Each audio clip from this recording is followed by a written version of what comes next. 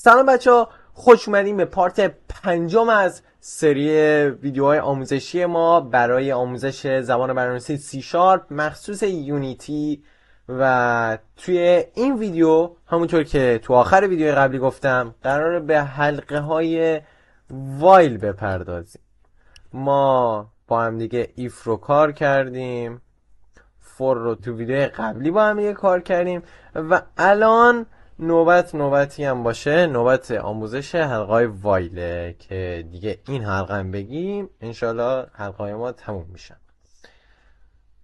برای اول من میخوام دوباره سرچ بکنم توی W3 Schools C Sharp Tutorial.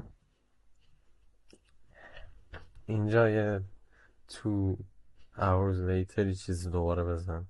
2000 years later. سلام بچه ها، امیدوارم حالتون خوب باشه. بالاخره W3 Schools بالا اومد و من اینجا هستم الان. بعد گذاری خیلی وقت شده فکر کنم هم دیگر نیده بودیم. خب W3 Schools ما هم بالا اومد. یادتونه وقتی برای فور لوپ داشتیم کار میکردیم، داشتیم میخوندیم، اینجا گفتیم when you know exactly how many times you want to loop through a block of code use for loop instead of while loop. گفت به جای اینکه از وایل، زمانی که میدونیم چند بار میخوایم یک کدی تکرار بشه، به جای اینکه از فور استفاده کنیم از وایل استفاده میکنیم. حالا وقتشی که بگیم که آقا وایل چیه. خب اینجا روی وایل کلیک میکنیم و بالا میاد. The while loop loops through a block of code as long as a specified condition is true.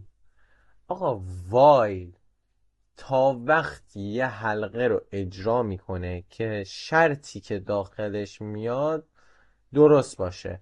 while به انگلیسی به چه معناه؟ به معنای تا زمانی که، یعنی تا وقتی که تا زمانی که، همونطوری که انگلیسی معنی میشه به فارسی اینجا هم همون معنی رو میده کاملا.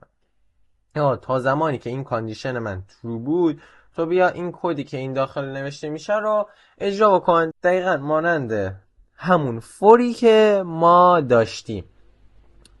خب حالا برمیگردیم به آنلاین جی دی بی و میخوایم یکم با اینا کار کنیم.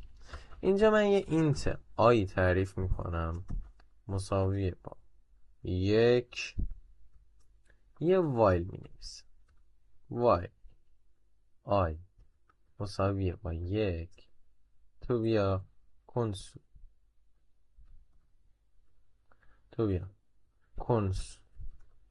دات رایت لاین هلو ورد. حالا میبینیم که بچه ها این هم یه حلقه بی نهایت، همونطوری که گفته بودم با وایل خیلی حلقه بی نهایت میشه نوشت، مراقبش باش نکنم. یا آقا جان تا وقتی که وایل من مساوی 1 تو بیا این کار رو انجام بده. حالا من میام چیکار میکنم؟ میگم که آقا جان یه دونه پرانتز باز میکنم همانند ایف و فور، تا وقتی که اجبارش نکنی یه خط زیرش رو نمیخونه، تا وقتی که به بچه دار بودنش اجبارش نکنی یه کسی دیگه به عنوان بچهش قبول نمیکنه. آیا من میام پلاس میکنم. حالا ببینیم چی میشه. ران بگیریم و میبینیم که فقط یه بار این اتفاق میفته. بیاین دوباره ببرنش تو محیط جذاب پینت، ببینیم که چه اتفاق میفته. بیاین ترسیم بکنیم که دقیقاً داره چه اتفاق میفته برای خودمون. یه تکست باکس باز میکنیم، مینویسیم خودمونو برای خوشگل شدنش میکنیم. خب بیاین ببینیم چه اتفاقی میفته. کامپایلر اول میاد این خط سبز رو میخونه، میگه اینت مساوی 1، اوکی اینت آی تعریف شده مساوی 1 سمیکالن هم گذاشتی حل. آقا بعد میاد میره پایین، میگه آقا جان تا وقتی که وایل تا وقتی که آی من مساوی با 1 هست، پلاس ها، آی مساوی 1 میشه آی مقدارش به عنوان 1 تعریف شده. داریم مقایسه نکن. میگه آقا تا زمانی که آی من مساوی 1 هست تو بیا چیکار کن، برو پایین کنسول دات رایت هلو ورد، بیا اینجا آی پلاس بکن، دوباره از همینجا بیا بالا شرط چک کن. آی مساوی 1، خب آی که 1 پلاس شده 2، پس نه دیگه این حلقه تکرار نمیشه. ولی حالا اگر ما بیایم چیکار بکنیم، حالا ما اگه بیایم اینجا مثلا اینو نادیده بگیریم، فکر کنیم این نیست، این میاد پایین، این از اینجا شروع میشه while I مساوی 1، میاد میینه، خب میاد کنسول چاپ میکنه، برمیگرد بالا شرط نگاه میکنه میبینه درست، دوباره میاد پایین چاپ میکنه دوباره میبینه درست. حالا اگه بخوایم جدول تریسش رو برای حالت اول دوباره رسم بکنیم که اصلا بهتر متوجه قضیه بشیم بچه ها، ما میتونیم بیایم اینجا، ببخشید بد شد، ما میتونیم بیایم اینجا، چرا کج میشه خطام. خب ما میایم اینجا، دیگه واقعا مسخره شدم دیگه همینه که هست، نمیدونم چرا ولی خب این شکلی میشه. ما میایم اینجا یه 3 تا خونه تعریف میکنیم، اسم اولیشو میذاریم کنسول،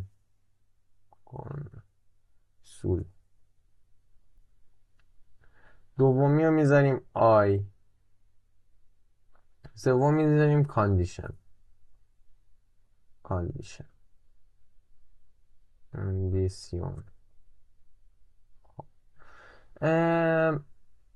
ببین آی میادش از اینجا شروع میشه، آی میاد اولین بار مقدارش 1، میاد کاندیشن رو چک کنه آیا درسته، بله، پس چه اتفاقی میفته تو کنسول اون خط ما چاپ میشه. بار دوم میاد نگاه میکنه دوباره میبینه 1 آیا درسته، بله، پس دوباره میادش اون هلو ورد چاپ میشه. همین شکلی تا بی نهایت این اتفاق میفته. یعنی چی؟ یعنی یه لوپی هستش که پایان نداره. و باز هم میگم حواستون رو جمع کنین از چنین لوپ هایی هیچ وقت که نه، ولی سعی کنین استفاده نکنین، یعنی میتونن واقعا به فنا بدن شما رو توی مثلا وقتی که یه کدی داری میزنی که سنگینه. مخصوصا حالا تعریف کردم قبلا این اتفاق بر خودم افتاد، خیلی بد بودش.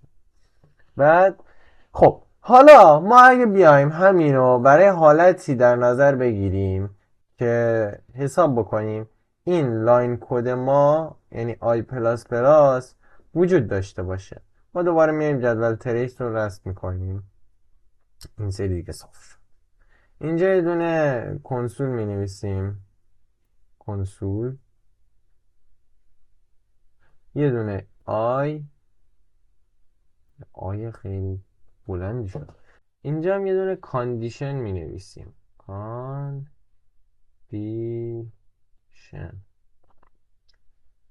خب الان چه اتفاقی داره میفته؟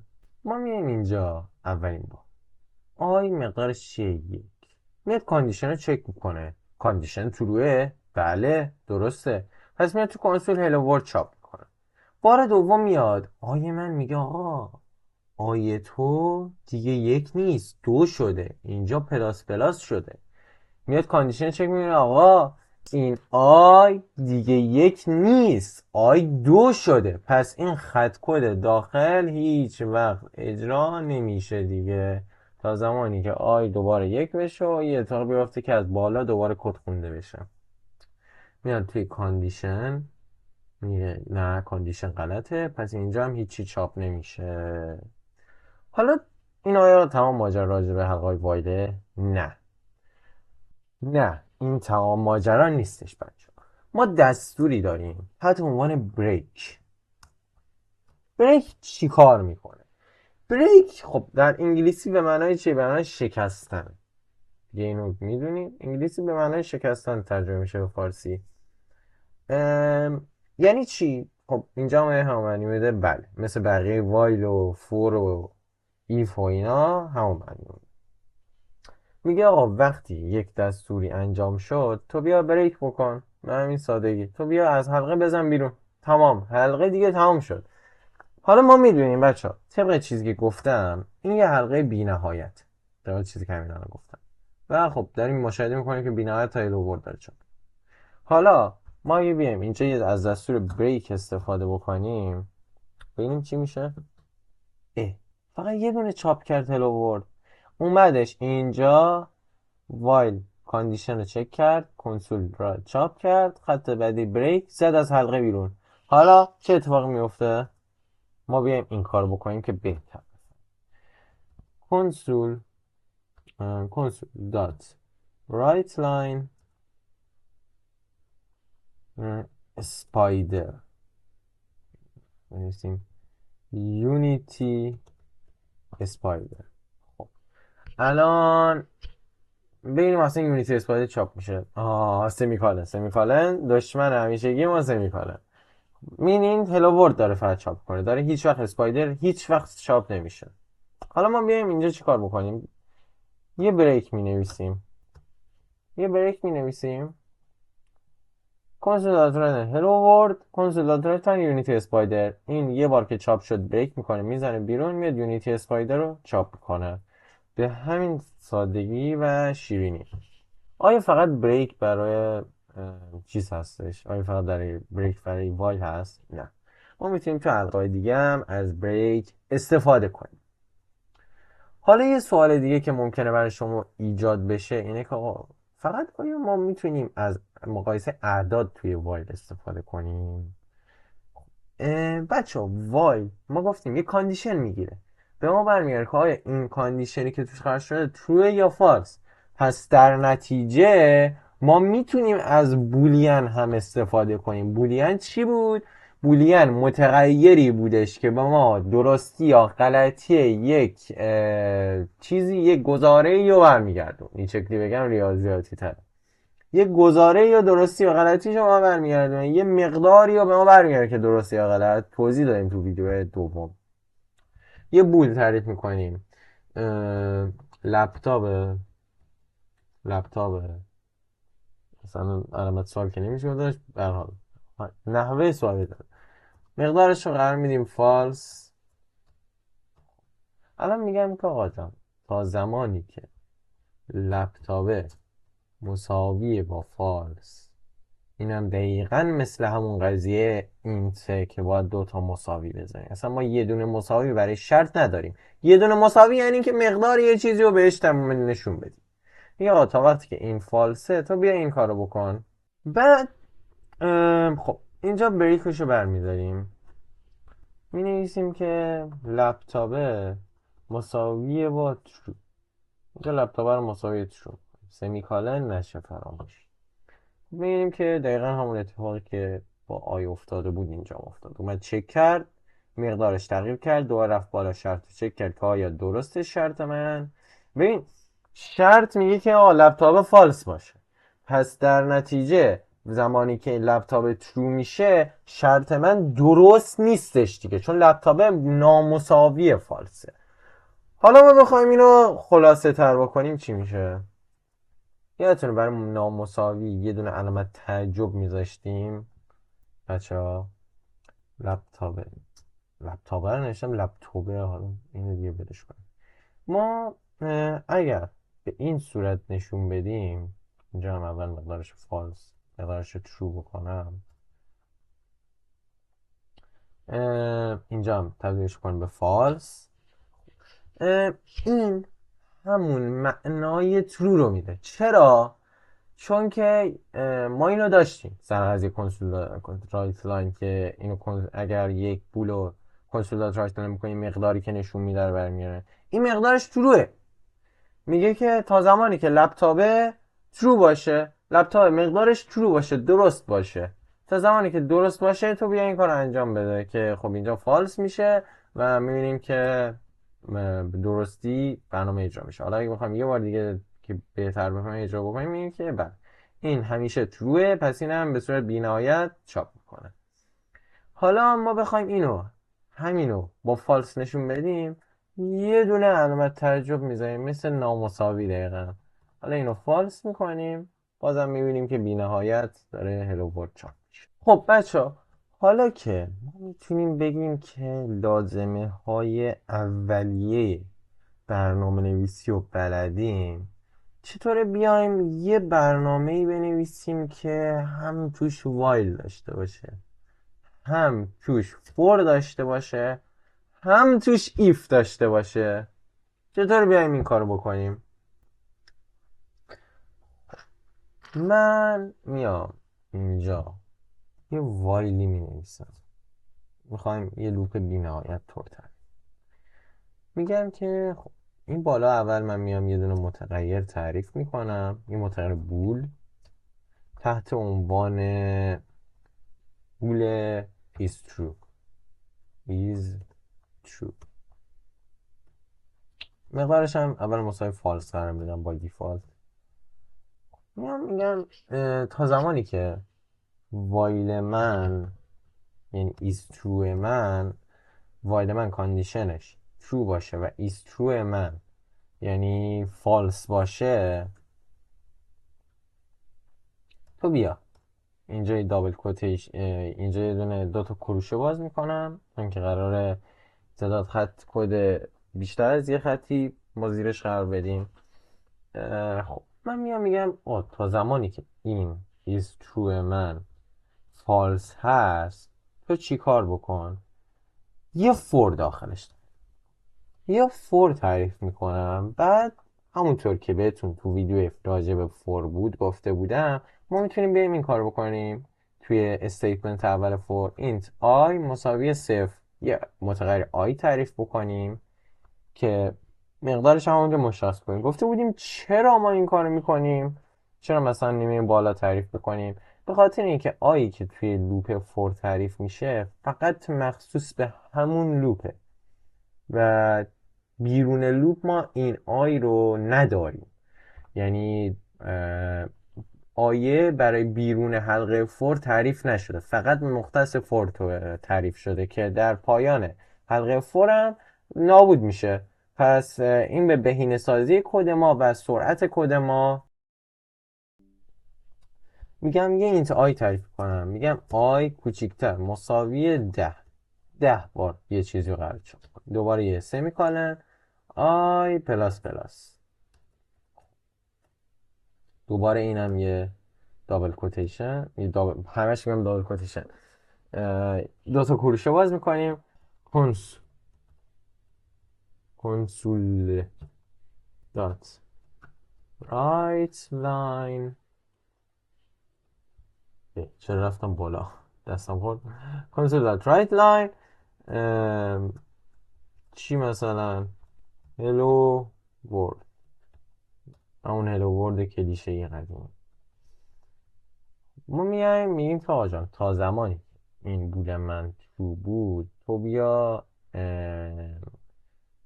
این لاین کد رو اجرا کن. من میگم که آقا جان 10 بار میخوام کنسول دات رایت لاین بکنم هلو ورد، میخوام 10 بار هلو ورد چاپ. حالا ما چیکار بکنیم که مثلا بیام ایف هم درگیر این قضیه بکنیم؟ بچه‌ها به نظر مثلا چیکار بکنیم؟ من میام اینجا یه ایف دیگه می نویسم، میگم یه ایف تعریف میکنم داخل حلقه فورم، میگم ایف آی من مساوی بود با 5، دوباره یه کروشه اینجا باز میکنم، اینجا سمیکالنش نذاشته بودم، یه کروشه هم اینجا، کنسول دات رایت لاین بکن هلو ورد رو اگر آی مساوی 5 بود و کنسول دات رایت لاین بکن خود آی من رو. ببینیم چه اتفاقی میفته. خب ببین بچه ها، اتفاقی که اینجا داره میفته و الان قابل رویته اینه که ما هر بار این یه لوپ بی نهایتیه که داره انجام میشه و هر بار که آی من مساوی 5 میشه هلو ورد چاپ میشه و به همراه اونم آی چاپ میشه. حالا ما میتونیم چیکار بکنیم؟ بعد از حلقه فورمون که تموم شد، ما میایم یه دونه بریک مینویسیم. خب الان ببینیم چی میشه. یه هلو ورد چاپ کرد، آیم مساوی 5 چاپ کرد، آی رفتش تا 10، بعد بریک، به همین سادگی. خب حالا بچه ها بیاین اینو دوباره ببرین تو پینت برای درک بهتر، ببینیم که دقیقاً داره چه اتفاقی میفته. دقیقاً ببینیم که داره چه اتفاقی میفته. نیو باز بکنیم،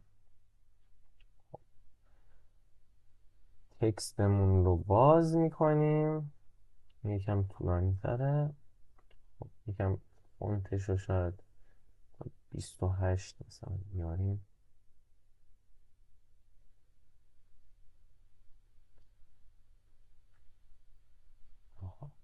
مایی بد من بود ساعت. خب حالا ما این گوشه هم برای چه جدول تریسی اگر رسم بکنیم، ما چیا داریم؟ ما ببینیم چیا داریم. یه دونه وایل داریم، وایل کاندیشن وایل منظور. یه دونه فور داریم که اینم می نویسیم. یه دونه ایف داریم که اینم باز کاندیشنش منظورمونه. و یه دونه کنسول داریم، کنسول. اولین بار میاد میگه چک میکنه کاندیشن رو، میگه آقا داداش وایل تا زمانی که این ایستروی من فالسه من این کار میکنم. خب ایسترو فالسه، اوکی. میاد پایین میرسه به فور. خب میگه خب این فور داره، به این داخل فور به چه خبره؟ میگه این خب چه جالب، این تعریف کردیم تحت عنوان آی بهش مقدار صفر داریم. بعد میره جلوتر میگه داره جالبتر میشه، آی من تا زمانی که کوچکتر مساوی صفره، خب آیا بیا پلاس پلاس بکن. عجب. حالا میگه اوکی اینو فهمیدم، حالا برام ببینم زیر فورشی گفته. میاد پایین تو فور یه ایف داریم، جالبتر میشه براش. میگه که خب ایف من گفته آی زمانی که مساوی 5 شد تو بیا کنسولات رایت تایم بکن هلو ورد رو، کنسولات رایت تایم بکن آی رو، که اینجا برای این آی برای این بودش که بهتر متوجه این قضیه بشیم. بعد میوک باش دمت گرم این کار رو حتما انجام میدم، میادش دوباره بالا. این کار، این شرط که انجام شد میاد دوباره بالا، با یه خط با یه رنگ دیگه بنویسم.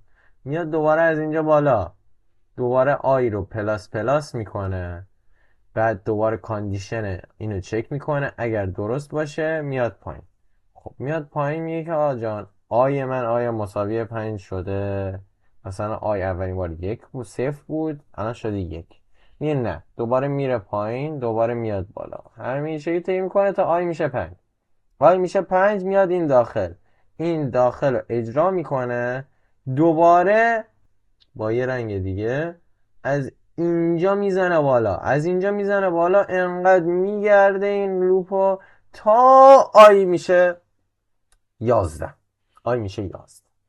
بعد که آی شد 11 فور ما تمام شده، حلقه فورمون، و میاد بریک رو اجرا میکنه و نهایتا از حلقه میزنه.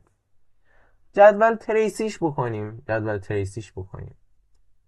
اولین بار وایل کاندیشنش ترو، فورم که صفر اولین بار و کاندیشنش هم تروه. ایف کاندیشنش غلط، کنسول هم نداره. دومین بار وایل بازم که دیگه وایل چک نمیشه البته، ولی خب وایل باز هم تروه. آیا من میشه یک کاندیشنش تروه و ایف هم هیچ اتفاقی براش نمیفته، کنسولی هم نداره. میاد تا اینجا میرسه، آی من میشه 5. آی من شد 5. حالا وایل منم که درسته، ایف منم همین شکلی میاد پایین، میگه آی شد 5. کامپیوتر میگه آقا آی شد 5. خب دیگه پس باید این ایف درسته، پس میرم داخلش چک میکنم. داخلش چی نوشته 2 تا رایت لاین داریم، هلو ورد و مقدار آی رو رایت لاین میکنه. بعد دوباره میاد پایین همین شکلی، اینا همه فالس تا زمانی که میرسیم به چی؟ آی میشه 11 که در نهایت کاندیشن آی هم فالس میشه. و وقتی که کاندیشن آی فالس می شود دیگه این لاین کد من اصلا کل این قسمت دیگه هیچ وقت خونده نمیشه، دیگه تمام شد، خونده نمیشه. بریک میکنه از حلقه، میزنه بیرون، وایل منم شکسته میشه و به این صورته که کاندیشن وایل هنوز درسته ولی دیگه وایلی نداریم. بله بچه تا اینجا برای این ویدیو هم کافی باشه. ما توی این 5 تا ویدیو حلقه های وایل و فور و ایف رو یاد گرفتیم، با متغیرهای برنامه نویسی آشنا شدیم، فهمیدیم که زبان سی شارپ چیه. پس تو ویدیو بعدی دیگه قراره حرفه‌ای تر وارد برنامه نویسی سی شارپ بشیم و پایه های لازمه برای شروع یونیتی رو یاد بگیریم. لایک و سابسکرایب یادتون نره. مرسی که تا اینجای ویدیو همراه من بودین. تا ویدیو بعدی فعلا.